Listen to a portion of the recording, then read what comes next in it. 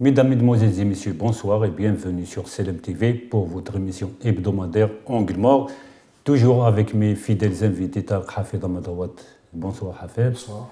Et sur ma gauche, Yassine Merzougui, bienvenue. Bonsoir. Donc sans trop tarder, on va essayer de rentrer dans le vif des sujets de cette semaine.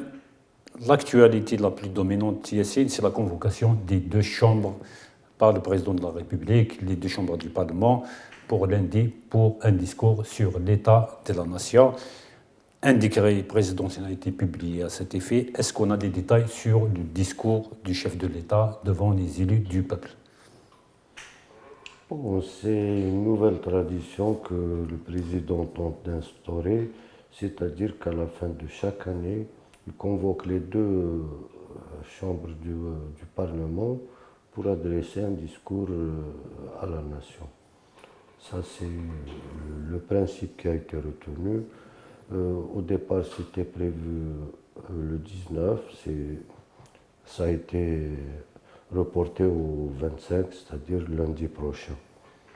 C'est tout ce qu'on sait de cette cérémonie.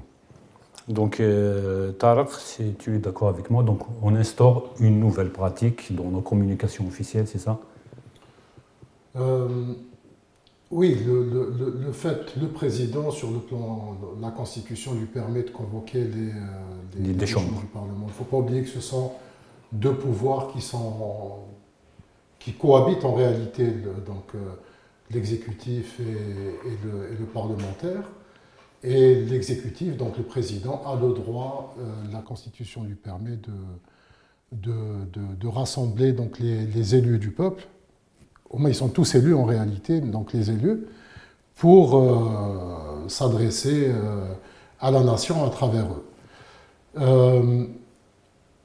C'est un format, c'est-à-dire que le président peut aussi, par exemple, faire un discours à la nation, un discours télévisé, comme il peut faire aussi un peu comme il a fait ces dernières années, c'est-à-dire avoir des représentants de la presse avec qui... oui, des rencontres hebdomadaires avec la presse. Voilà.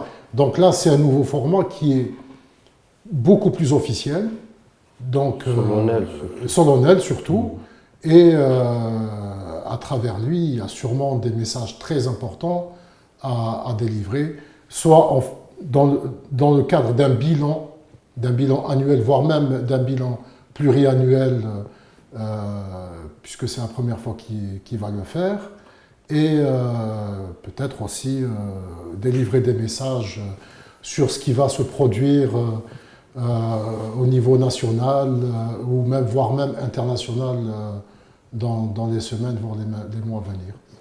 Merci à vous deux. Pour l'instant, c'est toute l'information qu'on a sur le sujet. Juste rappeler une chose. La dernière fois qu'un président s'est... non, en fait, ce n'était pas une convocation des deux chambres du Parlement, mais c'était le président Bouteflika qui a fait un discours à l'Assemblée, à l'APN. C'était en 2004 Non, 2008, c'est la réunion des deux chambres pour sauter les verrous. Non, pas du tout. Non, il est parti à l'APN, c'était en 2005, si je me souviens bien. C'était en octobre 2005. Et à l'époque, le principal message était un message qui avait été adressé au Maroc. C'était un moment où il y avait de très fortes tensions, où le président Bouteflika, à l'époque, avait décidé d'annuler le défilé militaire qui devait avoir lieu le 1er novembre. Voilà. Mais sinon, je ne me souviens pas d'une telle... convocation des deux chambres. Voilà. Je pense que la dernière convocation des deux chambres, c'était en 2008. Oui, ça c'est pour l'amendement. L'amendement constitutionnel. Tout à fait, c'est la conférence du Parlement. Du Parlement. Ce qui est intéressant, j'étais contacté par deux responsables de partis quand même, qui sont assez anciens sur la scène. Le premier me dit, voilà, c'est une déclaration de guerre. Contre qui? Il ne sait pas. Le deuxième me dit, il va parler du septennat. Donc, il y a trop de choses qui se disent à propos de cet événement, alors que la réalité, elle est là. J'ai parlé aux responsables dans l'exécutif. On dit que c'est un discours ordinaire. Bon, parce qu'il a l'habitude de parler devant la foule. C'est-à-dire, la dernière, c'était devant les opérateurs économiques, les start-up, le CREA, tout. Donc, il devait pas sortir du cadre économique et tout.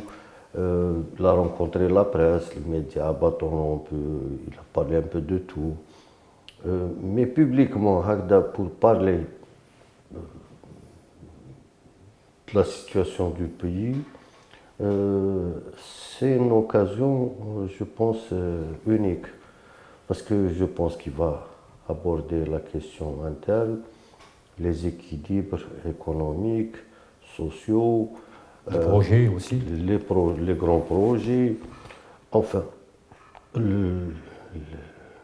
la situation régionale, Oui, inévitablement. inévitablement, l'Algérie qui accède dans quelques jours au Conseil de sécurité de l'ONU, les rapports de l'Algérie avec certains pays qui ont perpétué le changement, la question palestinienne, tout ça, c'est des sujets qui sont en débat dans la société. Je pense, je suis convaincu qu'il va aborder ce sujet, apporter des éclaircissements par rapport à toutes ces questions.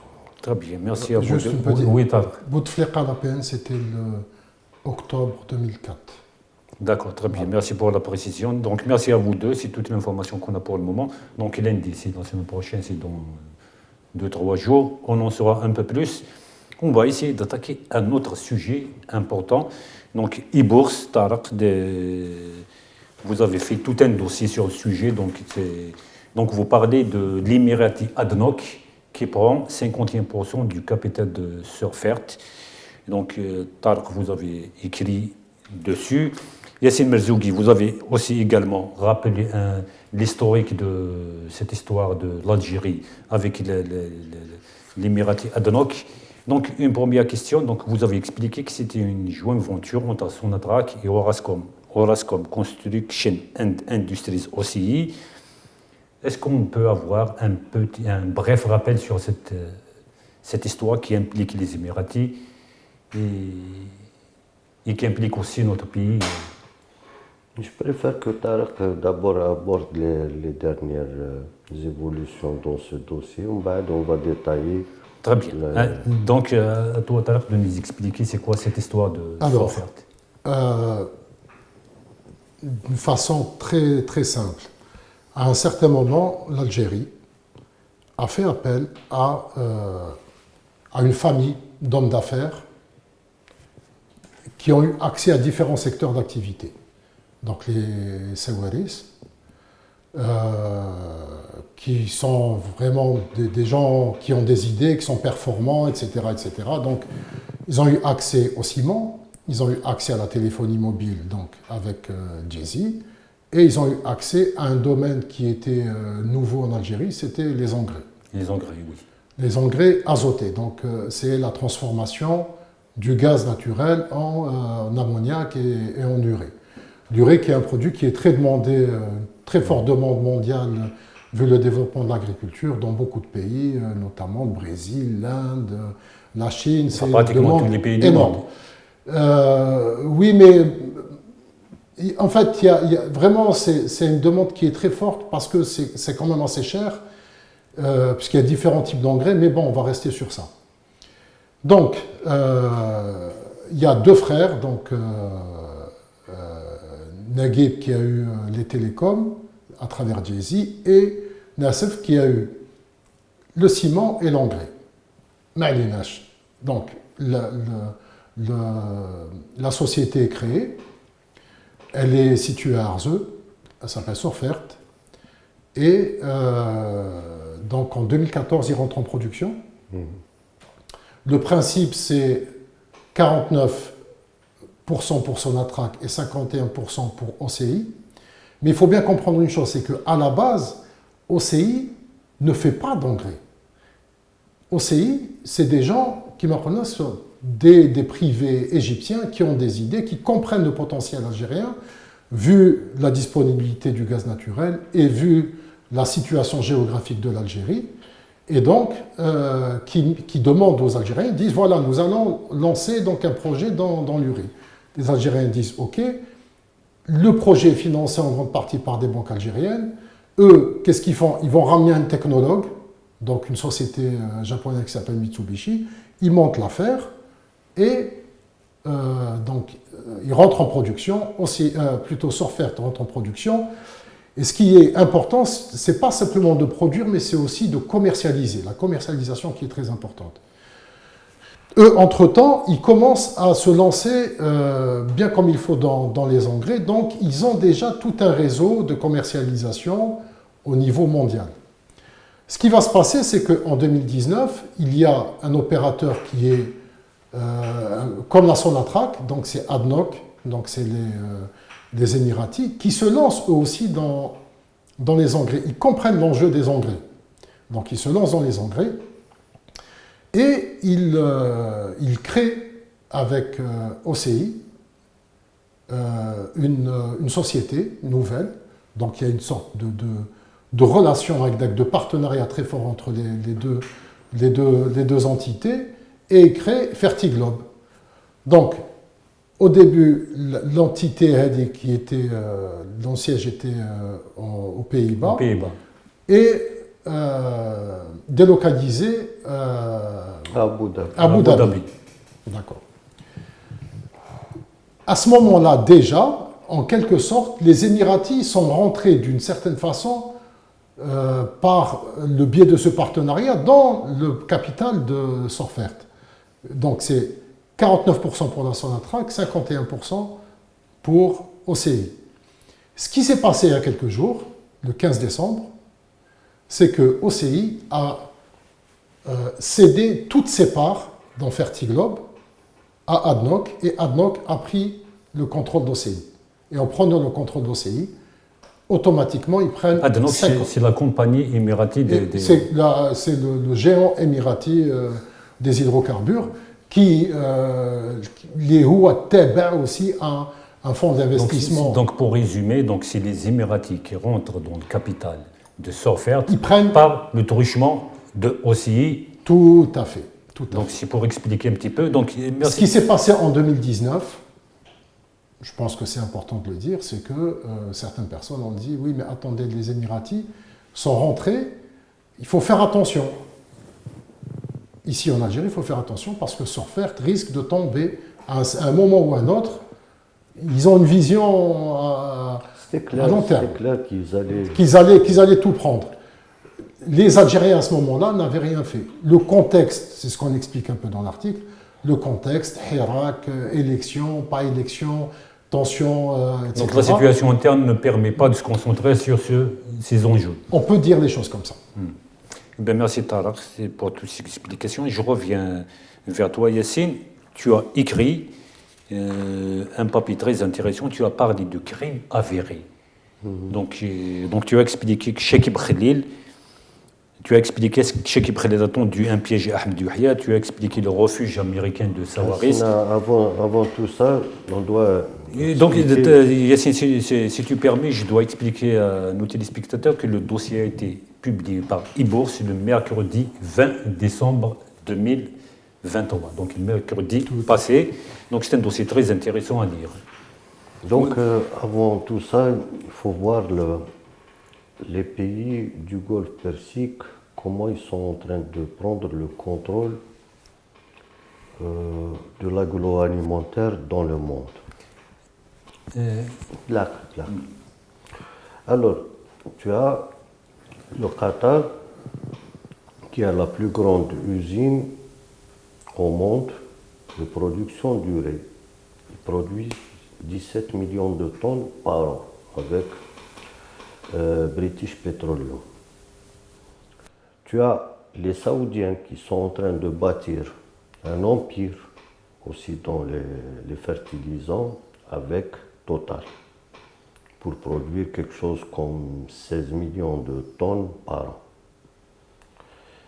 Et les Émiratis ont accusé un retard énorme. Tu as l'ENOC qui appartient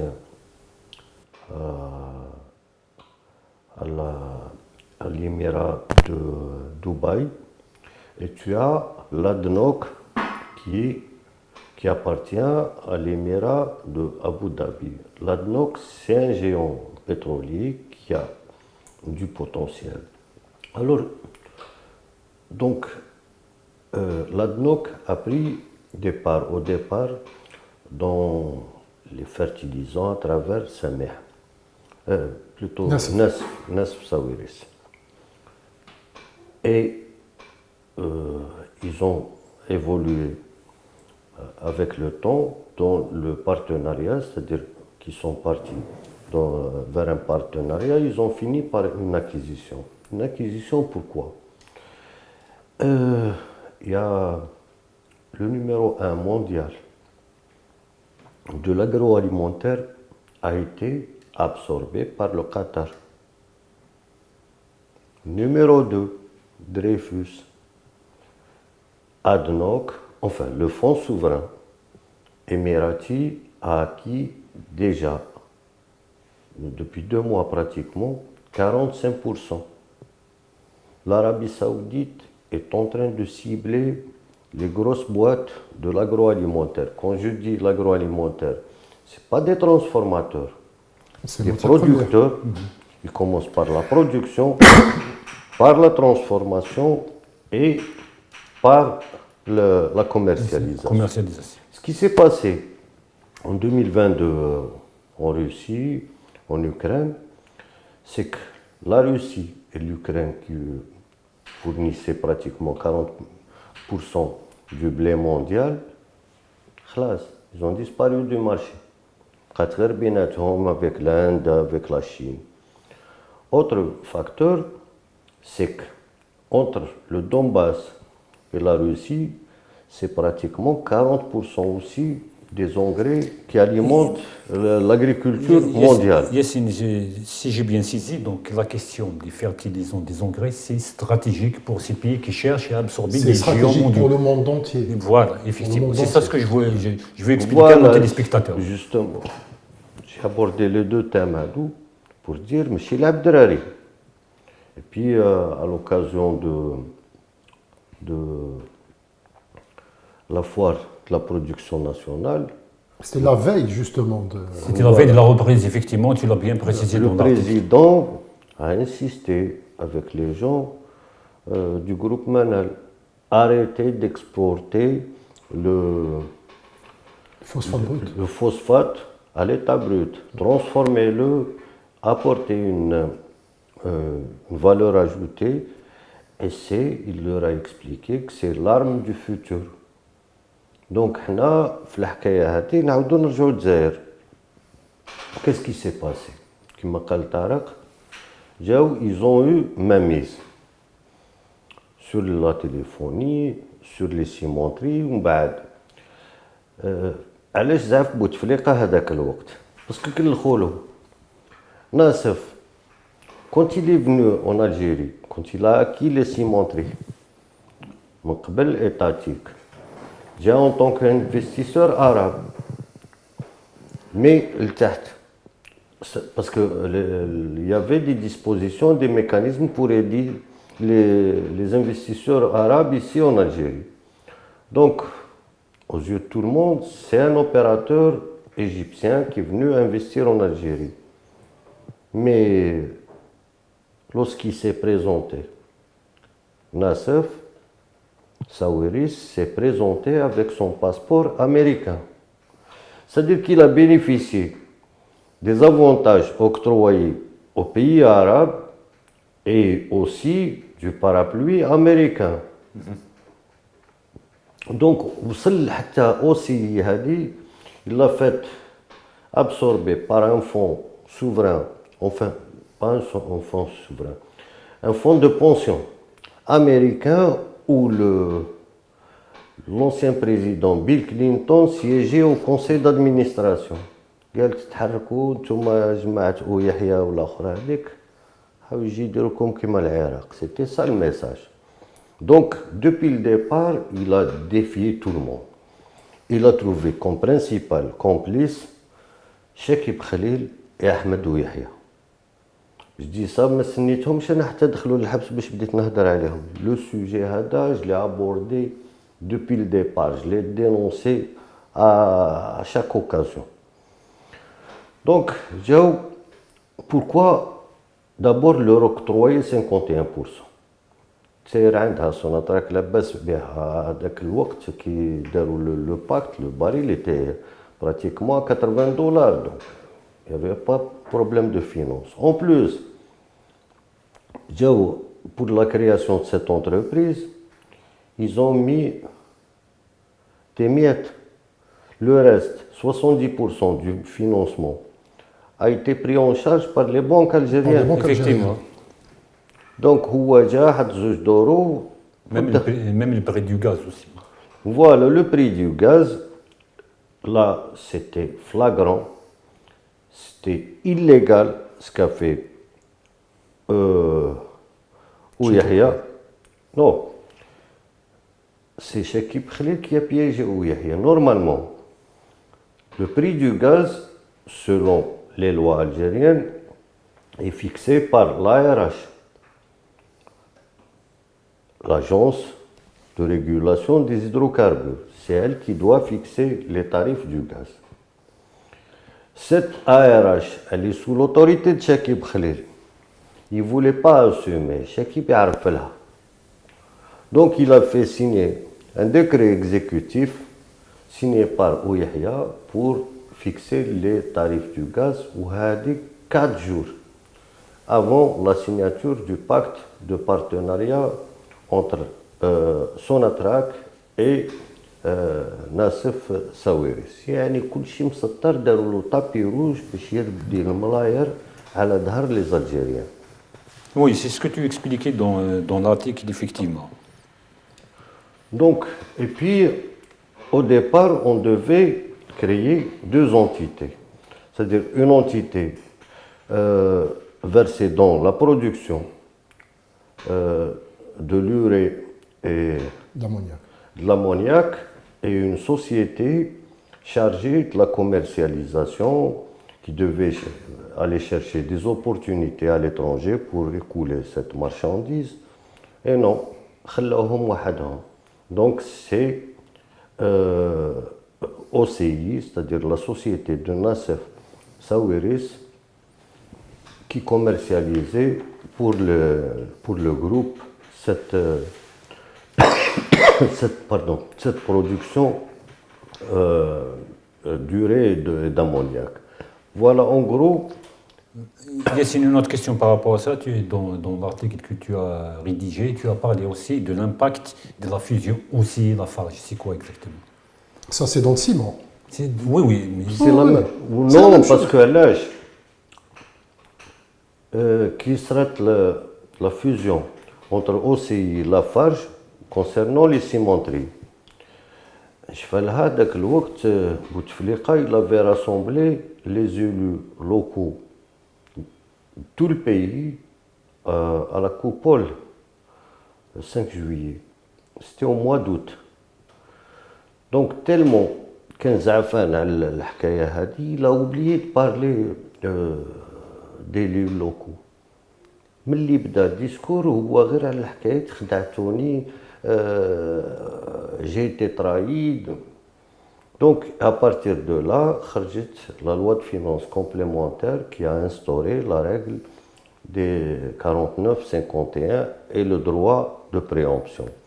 Donc, c'est ce qui a un peu gêné Sawiris, enfin Nassef, parce que j'ai l'impression qu'il كان حاب هذه تاني l'affaire يبيعها. Il y a un acquéreur, comme il l'a fait récemment pour le l'Ohio aux États-Unis. Il y a un acquéreur, il a tout vendu. Tariq, si tu permets, parce que on est tenu par le temps, parce qu'on va essayer de parler aussi des enjeux de cette acquisition des Émiratis de Adenok de Sorfert. on va essayer un petit peu d'expliquer à nos téléspectateurs c'est quoi la position algérienne actuellement, est-ce que son attaque, compte tenu de la loi, est-ce qu'elle peut reprendre des parts, etc. Donc si vous voulez, on va expliquer tout ça. Juste une petite chose. Oui, bien sûr. Pour l'affaire du ciment, ce qu'il faut comprendre, c'est que durant les années 90, l'Algérie manquait cruellement de ciment, et ça s'est encore plus confirmé au moment où il y a eu les grands projets d'infrastructures, donc il fallait absolument avoir de grandes quantités de ciment. Une étude a été réalisée en haut lieu disant que voilà, il faut qu'on ait des partenaires étrangers pour pouvoir lancer ces grandes cimenteries. La décision avait été prise à l'époque avec Lafarge Wello, passé colonial, mais 15. Il est hors de question que Lafarge Trolzer. Donc, la priorité a été donnée à Nassef Sawiris, qui lui, en fait, il a eu de très grandes facilités, c'est-à-dire de la part de l'État algérien, pour constituer ces deux cimenteries. Et à partir de là, ce qui s'est passé, il a pris tout le patrimoine cimentier de Tao et il est rentré dans le capital de Lafarge qui, finalement, donc c'est ça un peu ce qui s'est passé. Mais ce qui est étonnant dans cette histoire, c'est que le même personnage a eu encore des facilités, c'est-à-dire bien après ce scandale, et il a continué pour aller vers l'urée. C'est-à-dire, à ce moment-là, on aurait pu dire on arrête, on arrête. Entre-temps, son frère fait la même chose avec Jay-Z. En réalité, le problème c'est des hommes d'affaires. Ils sont dans le bénéfice, dans avoir lancé une affaire, la développer, la revendre. Ils sont vraiment dans leur logique. C'est-à-dire, c'est pas quelque chose de... Le problème final. Le problème final, c'est ce qu'explique justement Yassine on va essayer dans son justement article. d'aborder dans la deuxième partie de tout cela. Donc, restez avec nous. On revient dans un instant pour essayer d'expliquer un petit peu les enjeux de ces reprises. Restez avec nous. On revient après une petite pause.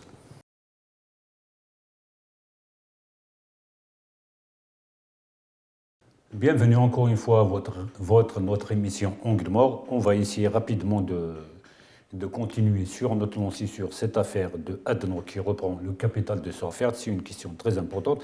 Yassine, indépendamment des questions techniques que vous avez abordées, toi et Tarek, maintenant, quels sont les enjeux par rapport à notre pays? Parce que c'est ça ce que l'Algérien veut comprendre. Ce n'est pas les questions techniques, mais c'est les enjeux. Les engrais, c'est l'arme du futur. Comme je l'ai expliqué tout à l'heure, il y a une course énorme. Une grosse mondiale pour l'acquisition des engrais, la maîtrise aussi. La production et la commercialisation. Donc, il va y avoir pénurie à partir de 2025-2026 et les pays qui disposent de quantités significatives d'engrais seront parmi les décideurs de ce monde. Donc, parce que sans engrais, tu ne peux pas avoir une production optimale en agriculture. Donc, c'est un peu l'enjeu là. C'est un instrument politique aussi? Oui, bien sûr, bien sûr. C'est un produit rare. Là où il y a un produit rare, c'est un instrument politique. Et donc, et dans ce cas précis, ce n'est pas uniquement l'aspect commercial, mais l'aspect éthique. Parce que le fonds souverain émiratique qui détient les parts de l'ADNOC, c'est ce même fonds qui est en train d'investir dans les territoires occupés au Sahara occidental au profit du Maroc. Darhan Sellal, en 2016, on l'a tous dénoncé. Parce que chez les Qataris pour ramener des investissements pour le phosphate à l'est du pays. Donc tout marchait bien, sauf qu'en cours de route, ils décident d'associer une société norvégienne, Yara,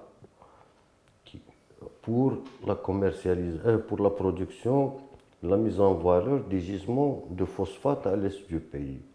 Or, Hadi Yara, elle est partenaire de l'OCP. C'est un office L'office marocain. chérifien des phosphates. Voilà. Elle est partenaire, يسرقوا les phosphates من الصحراء الغربية المحتلة, les territoires occupés, ils les acheminent jusqu'au port marocain et c'est cette société Yara qui commercialise le phosphate volé en territoire sahraoui. Donc en résumé, Donc pour ces raisons, le projet a été gelé. donc c'est politiquement inacceptable de s'associer à une entreprise qui travaille dans des territoires sahraouis. C'est une c'est violation illégal. du droit C'est international. Effectivement. illégal, c'est illégal, oui, tout à fait. Donc, Rabbi يقدروا تبونا. C'est pas un dossier facile à gérer. Non seulement ce n'est pas un dossier facile à gérer, Yassine, mais tu l'as bien expliqué dans ton article, tu as parlé de comment Chekib Khalil il a piégé Ouihia pour faciliter ces acquisitions de la part des étrangers. Est-ce qu'on peut dire que ce qu'on appelle communément la Isaba, est-ce qu'on peut dire qu'elle a miné le pays?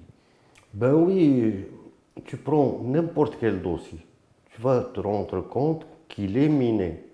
هذه صرفرت les Algériens ما يسمعوش بها كاع. Effectivement. Mais c'est la deuxième entreprise après les hydrocarbures. Oui, on a des chiffres de J'ai chiffres donné d'affaires. les chiffres depuis la création de l'entreprise. Quand même, l'année faite, elle a fait presque $1 milliard de bénéfices.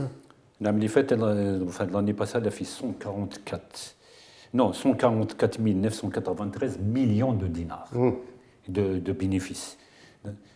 Donc on revient toujours à la question, c'est que la SABA, elle a miné le pays, tu partages cet avis, Taraf?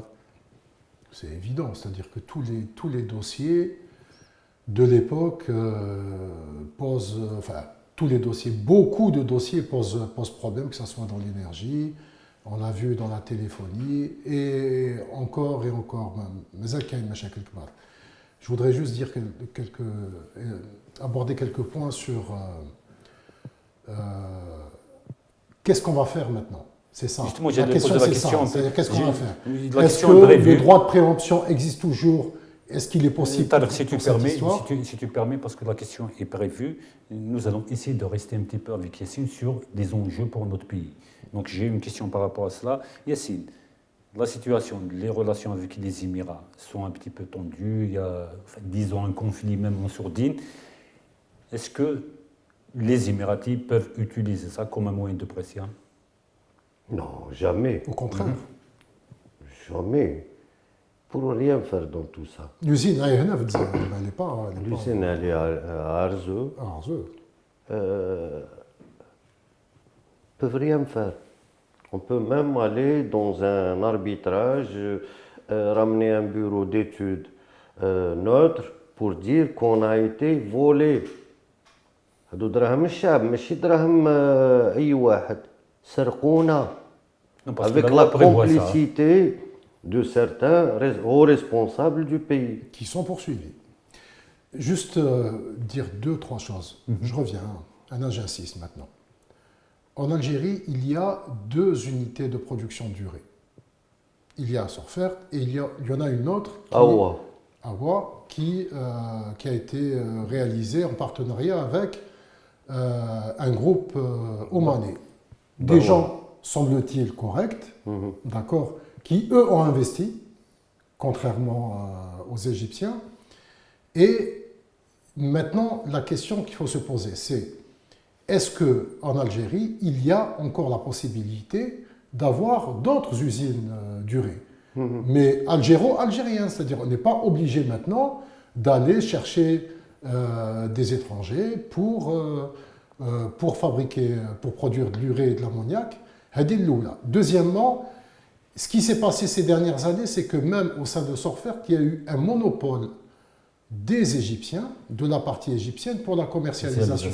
C'est-à-dire que c'est eux qui décidaient de tout, avec, semble-t-il, une forme de laxisme de la part de la partie algérienne, des Rouges Thabou, C'est-à-dire, même quand par exemple les Algériens trouvaient des clients, l'Ukraine avait la possibilité de refuser en disant non, ils ne sont pas solvables, ou la même là. Et tout ça pourquoi? Parce que, en fait, OCI a une filiale commercialisation, donc sans faire de bi'lhom, où Huma donc en faisant une plus-value encore beaucoup plus intéressante. Et C'est ça, comme le faisait Villarmir à travers avec Asmidan. يبيع لروحه يشري الحاجة منا ب1 دينار يبيعها لروحه en Espagne il la revend à 10 dinars. C'est-à-dire que كاع يعرفونا لي فاي نتاعنا. C'est-à-dire que الناس في ساويرس n'a fait que reproduire le modèle instauré par Villarmir à travers Asmidal. Donc c'est un peu ça. Bon, on doit passer à une autre étape de réflexion, de gestion de notre patrimoine. Et je crois que Sonatrach, d'abord qui est concernée, elle peut, vu les statuts de constitution de cette entreprise commune, peut exercer un droit de préemption pour dire voilà, $1 pour le rachat de cette usine. Voilà, je te donne $1 au Rohtena. Le Code du commerce prévoit dans un article une reprise des parts du co-associé. Oui, le copropriétaire peut recourir à cette solution. C'est la loi, c'est le Code de commerce en Algérie qui autorise ça. Donc la reprise est facile. Et puis, oui. Et puis, le Code de l'investissement qui prévoyait dans ces situations un droit de préemption, il a été modifié en 2022. Donc, qu'est-ce qui prévoit? Une autorisation de l'Agence nationale de la promotion des investissements qui doit valider ou non ce changement d'actionnaire. Donc l'Algérie dispose de tout l'arsenal juridique qu'il faut pour mener à bien cette histoire. Tout comme il peut y avoir aussi une autre réflexion en disant les intérêts, ça peut être intéressant de continuer à produire, mais à condition que nous ayons la main sur la commercialisation, sans passer par les Émiratis, ou alors que les Émiratis nous donnent soit des tarifs préférentiels. Enfin, je pense qu'il ne faut pas aller directement vers la question de la reprise à 100%, ou alors aller vers l'arbitrage. C'est vraiment une réflexion sur les intérêts. Si on a des intérêts à rester avec les Émiratis, autant le faire. S'il y a un intérêt à racheter la part des Émiratis, ou alors le faire, le plus important c'est quoi? C'est pour ça que j'ai posé la question sur le plus important c'est quoi? L'usine est en Algérie, le gaz est algérien. C'est ça qui est important. Donc il faut vraiment se mettre en position de force parce que tout est de notre côté. Deuxièmement, il y a encore, la demande est très forte. Il faut aller vers encore une, deux ou même plus usines de production durée. Pourquoi est-ce qu'ils se sont lancés dans tout ce processus? Et ça, Yassine l'a bien expliqué tout à l'heure. Ils sont propriétaires de terres à travers le monde. Les Émirats arabes unis, c'est rien du tout, c'est tout petit. Mais simplement en termes de propriété de terres, c'est énorme. Qatar, les Saoudiens ont des terres partout dans le monde, que ce soit en Amérique du Sud. Dans le troc. Non, ils ne font pas du troc, non. Ils ont acheté. Il y a des pays qui leur ont vendu des terrains, que ce soit en Ukraine, en Pologne, en Amérique du Sud, donc ils sont propriétaires. Et qu'est-ce qu'ils ont? Ils sont en train d'assurer toute la chaîne de valeur. En Afrique, j'ai la terre, j'ai la production, je vais intégrer donc les intrants et je commercialise. Ce qu'on mange ici en Algérie et ce qu'on consomme en Algérie, souvent est produit dans des terres qui sont propriétés de ces grands groupes des pays du Golfe. Que ce soit pour le lait, les céréales, les légumineuses, il y a plein de choses. On n'a pas atteint ce point et je pense que déjà Si on arrive déjà à développer notre agriculture, déjà, ça serait déjà très bien. D'où justement aussi ça, c'est un autre élément important pour développer les engrais. Nous avons besoin d'engrais, comme nous avons besoin d'eau, comme nous avons besoin de technologie, comme nous avons besoin de main-d'œuvre pour développer l'agriculture interne. Merci à vous deux. Enfin, je ne sais pas si tu veux rajouter quelque chose sur ce dossier intéressant. Bon, c'est un épisode qui va s'installer Pour une petite période. Pour une longue période sur la table de négociation. Je ne sais pas qu'est-ce qu'ils ont décidé en Algérie, ni même les Émiratis. On ne sait pas ce qu'ils pensent de tout ça.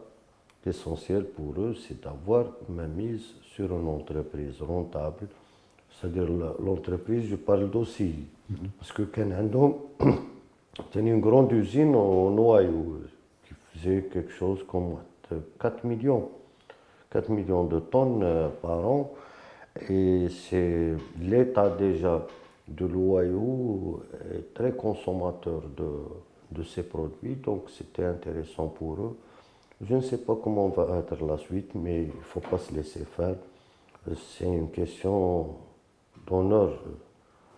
C'est-à-dire qu'on a fait confiance à des investisseurs arabes. À la fin, on a le passeport américain. Ils ont fini par vendre à d'autres investisseurs qu'on n'avait pas conviés à... Une association avec... Il y a une récidive. Le gars a fait ça avec le ciment. Ils lui ont encore donné des facilités, encore des avantages pour refaire ça avec l'urée. شوف هاد لي cimenteries هادو انا شوف حبسوا لي راسي. Il y a une cimenterie à l'ouest qui a été attribuée à un groupe saoudien. Donc J4 détient, je crois, 30% ou 35%. Le gars, en 2010, condamné, parce que dans les bateaux تاعنا ou Sra, condamné à perpétuité par contumace en 2010. En 2014, عاودوا له الكونترا. كيفاش دخل الجزائر كومون il a signé مانيش فاهم. هاوليك لعب الدراري اللي وصلنا ليه وقت العصابه.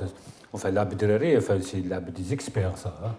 حنا اليوم لي جون ريشيرشي عندهم دي موندا انترناسيونو دايرين رايهم لهنا في الجزائر. يا ان كاع ريشيرشي مع باليش وين كي ا دي بونك لهنا en Algérie. Le bénéficiaire est en fuite. Le bénéficiaire algérien est en fuite à l'étranger. حضرت على الحكايه هذه جو مروتروف ديفون لي تريبيونو. شكون شكا بيا؟ البينيفيسير هارب اللي عطالو دراهم هارب. شكون شكا بيا؟ هاني هضرت على مال الشعب هذا. دونك تو فوا دي فوا تولي تقول كي جار كوا. En fait, on peut dire aussi que enfin, les autorités actuelles ont hérité d'une situation vraiment explosive. وي نفهمهم. بون لازم نفهموا باللي لو شونجمون هذا ماهوش سهل. مي نهضر على لي براتيك باسكو جي دوموندي. قال شكون اللي شكا بيا؟ قال لي السيرفيس جوريديك. انا ما هضرتش مع سيرفيس جوريديك، قلت لو بروبريتير دو لا بانك راه في لوبجي دون demande internationale parce qu'il est impliqué dans le financement du terrorisme ولا مانيش عارف. لو بينيفيسير كيف سيت ان الجيريان كي اون فويت على ليترونجي. قال لي سيرفيس جوريديك وانتم عداله اللي يجي يشكي لكم تاخذوه. انا جي دينونسي دي مالفيرساسيون دون لا جيستيون د سيت بونك. كيفاش يخرجوا الدراهم، كيفاش يخبيوهم، كيفاش ا مومون دوني اون 2019 كي بداو يرفدوا في العصابه خباو لي كونت نتاع الناس اللي كانوا متبوعين. صدر يجي ليه الجندار نتاع باب جديد ولا لا بوليس ولا من عنتر ولا منين حبيت يطاب له نو، يقول له نو سيد هذا ما عنديش. الوغ كي لا دي كونت الداخل. On a eu une expérience avec une banque étrangère. On a essayé d'avoir des... Enfin, c'est pas moi, c'est des banquiers. Ils ont essayé d'avoir les avoirs d'un haut responsable. Tu n'as pas accès. Donc c'est un peu ça. On change de sujet, c'est mieux. Ben, enfin, le sujet est très intéressant. Normalement, on a fait le tour d'horizon de cette question. S'il y aura d'autres informations, on va essayer d'en revenir la semaine prochaine. On reste toujours dans l'économique. Il y a une information qui concerne l'OPEP. Il y a le retrait de l'Angola de l'Organisation des pays exportateurs du pétrole. L'Angola, dont l'économie dépend essentiellement des hydrocarbures, il dénonce le fait que l'OPEP veut réduire la production. Est-ce qu'on a plus d'informations sur ça, Yassine? Oui, la semaine passée, j'ai évoqué sur ce plateau les problèmes qui commencent à surgir au sein de l'OPEP. Les Émiratis cherchent à exclure de l'OPEP, enfin pas les exclure, les pousser à partir. Le Nigeria, l'Angola et l'Algérie. Bon, Dans quel but? Dans quel objectif? pour être des interlocuteurs wahadhom, pour le cartel. Bon, l'Angola, je comprends pourquoi. Parce que l'Angola, en fait, le gouvernement détient moins de 20%, 18. à peu près comme ça. Bon, ça dépend des gisements, parce qu'il y a plusieurs gisements qui sont exploités par les étrangers. Il y a BP, il y a Total, il y a Shell, Il y a Total, il y a Chevron, il y a ExxonMobil, il y a Azul Voilà. Energy, Donc, qui détiennent l'essentiel des gisements. Donc, il y a Eni ou ExxonMobil, on a des contrats MAC. Je n'ai pas de contrat Avec l'OPEP. avec l'OPEP. Je dois produire, par exemple, 100 000 ou 200 000 barils jour. Donc, je dois les produire parce que j'ai des engagements avec mes clients. Donc, l'Angola finit par céder. Et puis, la réduction des quantités de pétrole produites par le cartel de l'OPEP. Ça a réveillé un monstre. Le monstre, c'est quoi? C'est le pétrole de schiste et le gaz de schiste. Le baril à 20 dollars, les États-Unis. Parce qu'un baril à extraire dans les shales, dans le silurien qui m'a là ou là, à peu près c'est 30 dollars le baril. À 20 dollars, il va le produire à perte. Donc, mais quand il a atteint 60 et 70 dollars, les gens se sont dit, ah, Khabza, on reprend. Donc, et puis les banquiers, pratiquement les startups qui exploitaient les gaz de schiste entre 2010 et 2014, ils avaient tous contracté des crédits auprès des banques. Pardon, Yassine, par rapport à cette question de l'OPEP, le retrait de l'Angola, ce n'est pas quelque chose qui va peser, mais c'est par rapport à l'Algérie, quelle sera sa position, Tarek? Sincèrement, en fait, l'Algérie est avant tout un pays gazier. C'est vrai que le pétrole est important pour l'Algérie. L'Algérie a respecté toutes les différentes baisses imposées en quelque sorte, c'est-à-dire, mais c'est vraiment dans le cadre de l'entente de l'OPEP, parce qu'il y a en contrepartie quand même un potentiel gazier qui est là, qui est important, qui me semble-t-il, permet de compenser. Est-ce qu'on va continuer à accepter cela? Sincèrement, je ne suis pas vraiment expert, mais je pense qu'à un certain moment, il va y avoir une limite. Très bien, merci. Donc, je pense je pense sincèrement que les Saoudiens, les Russes, chacun a son propre agenda. Au départ, quand il y a eu les premières baisses de production au niveau de l'OPEP, les États-Unis avaient un déficit d'1 million de barils jour. Actuellement, les États-Unis ont un excédent de 4,5 millions par jour. Donc, où est-ce qu'il va partir ce pétrole? Il va inonder les marchés internationaux.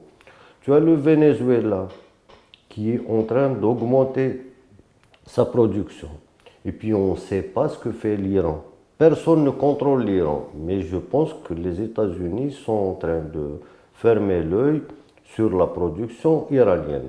Donc, autant l'OPEP baisse sa production pour avoir un prix élevé, autant il y a les États-Unis, le Venezuela et éventuellement l'Iran qui sont en train d'occuper ce terrain lâché carrément par l'OPEP. Donc c'est ça l'enjeu, et l'enjeu le kbir, c'est le pétrole de schiste.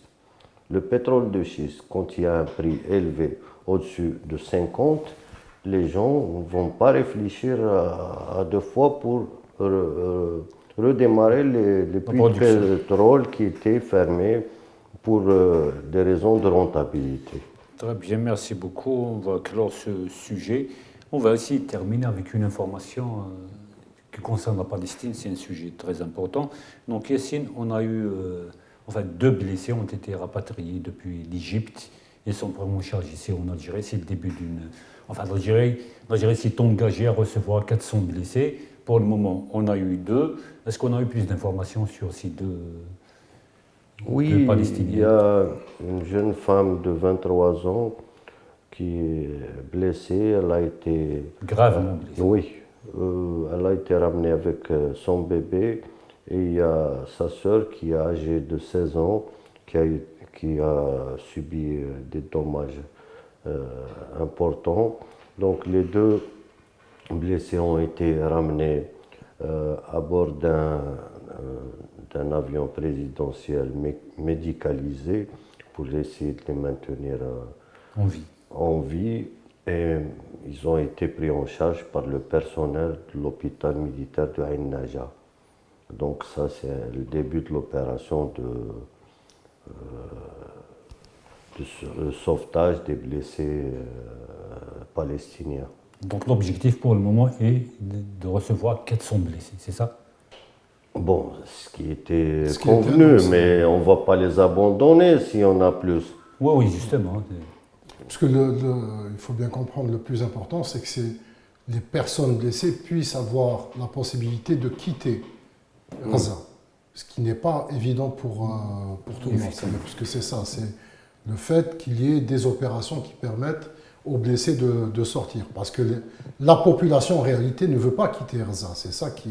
Mais un blessé doit soigner. Mais les blessés, les personnes qui sont en souffrance, qui sont en détresse, qu'elles puissent sortir. Bon, il y a d'abord l'Égypte qui prend en charge un nombre important de blessés, la Jordanie, j'ai vu aussi la Tunisie, et l'Algérie s'est proposée justement pour venir en aide à un certain nombre.